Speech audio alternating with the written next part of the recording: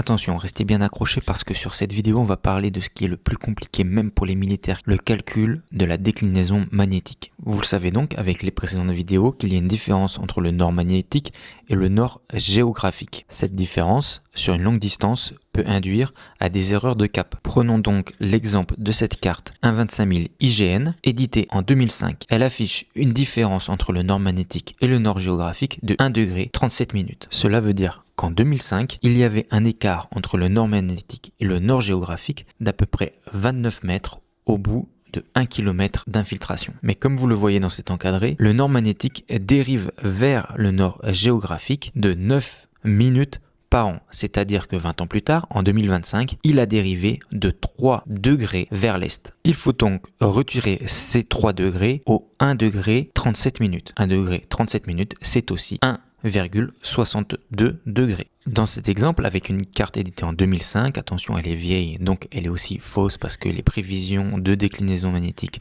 ont été revues, on se retrouverait avec le nord magnétique qui serait passé sur la droite du nord géographique de 1,38 degrés. Donc pour transférer un cap pris sur une carte, ce qu'on appelle un gisement, en azimut, donc une direction par rapport au nord magnétique, il va falloir retirer à ce cap 1,38 degrés pour avoir un cap juste. Je vous ai perdu, mais vous ne vous inquiétez pas. Sur une infiltration pédestre, le cap va nous servir à savoir quelle piste nous devons suivre et au bout de 600 mètres, nous aurons dérivé seulement de 10 mètres si nous marchions réellement au cap.